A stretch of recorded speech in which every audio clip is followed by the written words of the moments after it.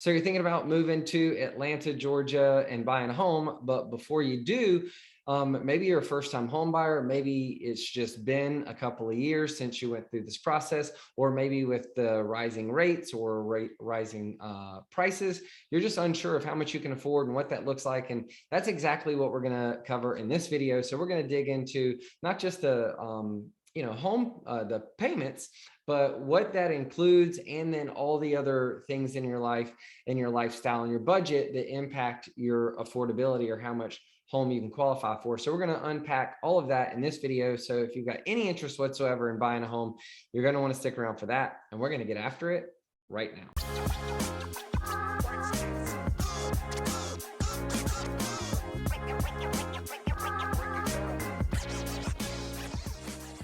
Hey, if this is your first time to the channel and you want to know everything there is to know about eating, sleeping, working, playing, the good and the bad of living in Atlanta, Georgia, well, subscribe below and ring that bell for notifications so you can be the first to know when we release new videos like this one about the Atlanta real estate market or the home buying process.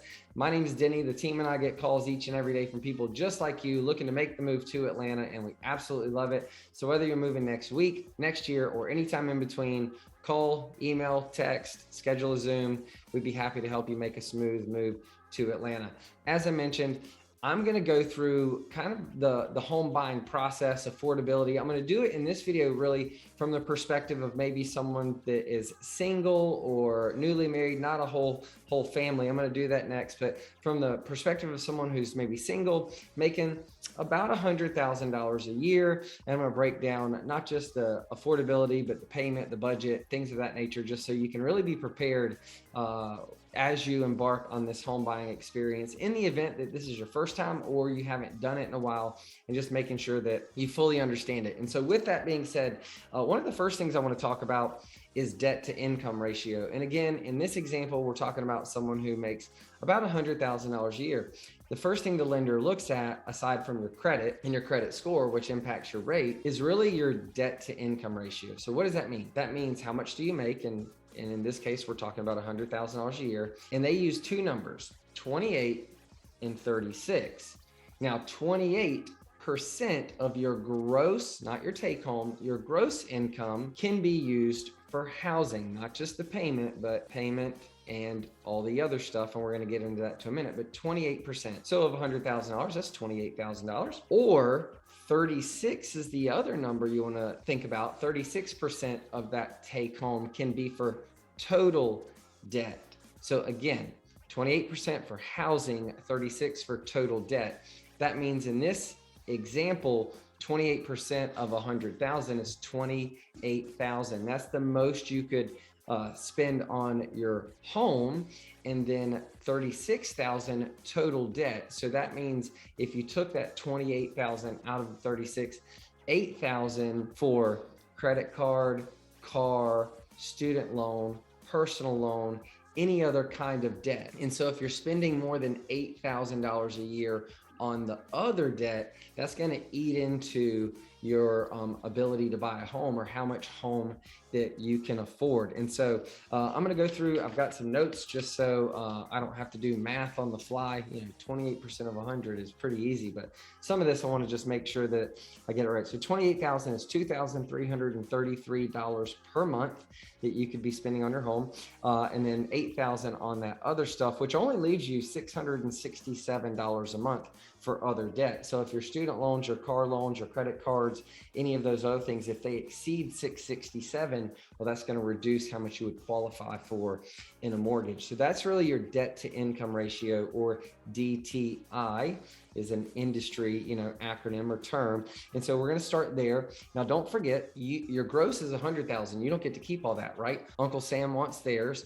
So in Georgia, it's about 5.75% of your income is income tax. That's what most Georgians pay. And then you're going to pay also federal income tax, and there's different tax brackets. But overall, you're going to probably end up paying somewhere between 20 to 25% in that. I don't know if you know this, and maybe I'll do a whole video on taxes, but the way the federal income tax, the way the tax brackets work, it's like on the first 10,000, you pay a certain percentage. And then on the next, 40,000, it's a little bit higher, but you'll get up into the 22 to 24% at $100,000. So net is going to be about 17 or 18 plus that 5.75%. So you're going to be, in the 20s. So you can assume that out of 100,000, you're going to have about 75 to $80,000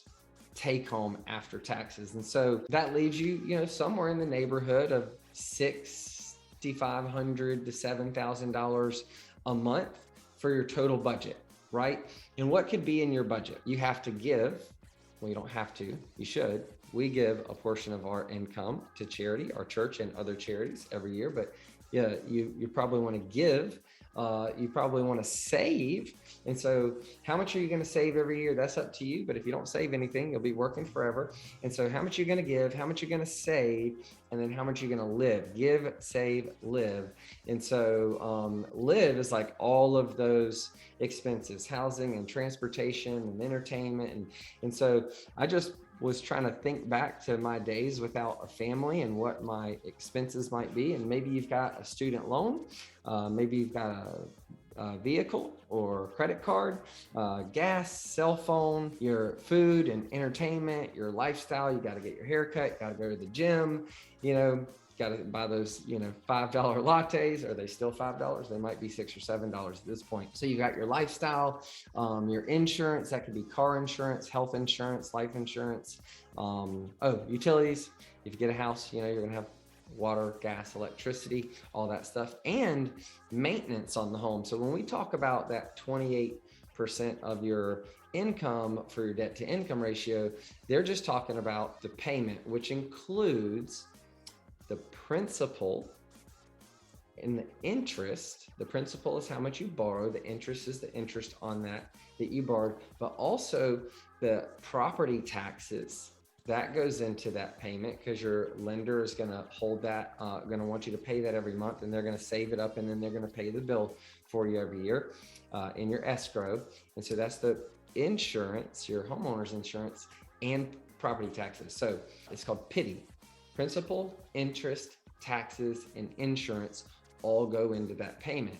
Now, if you buy a home with an HOA, well, then you're going to have that homeowners association, like the neighborhood I currently live in, has a pool and a tennis court and basketball court and a gazebo and kind of a community area.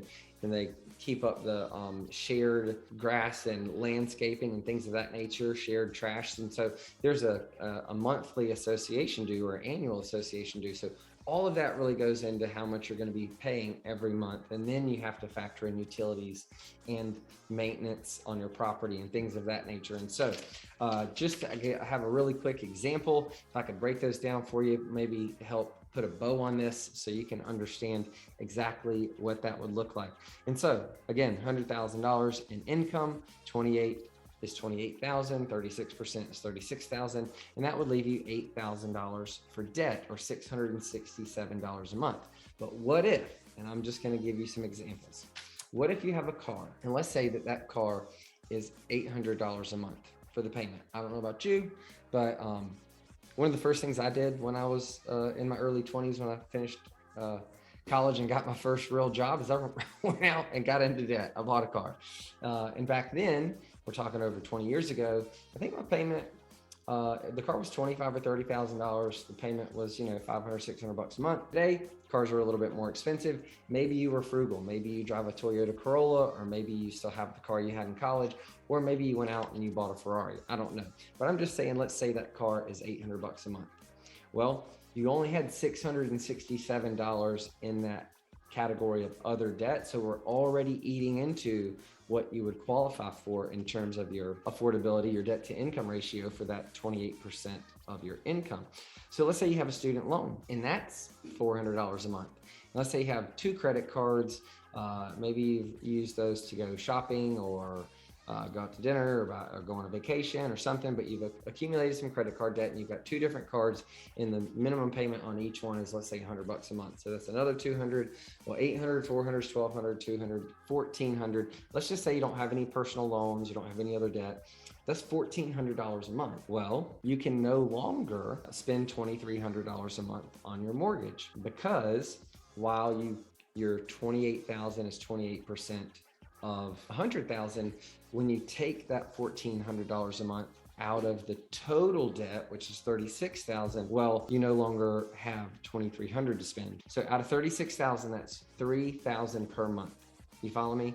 100,000, 36 is your total debt, divided by 12, that's 3,000 per month that you can be spending on debt.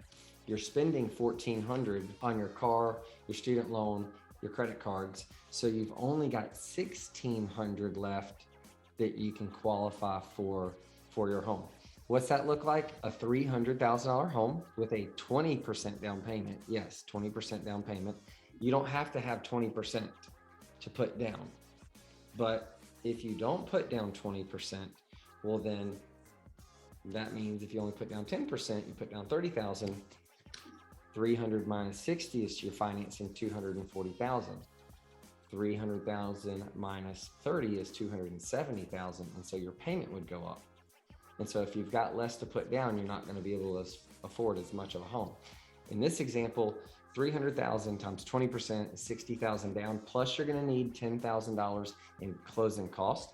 I'm being a little conservative. You might need maybe 5,000.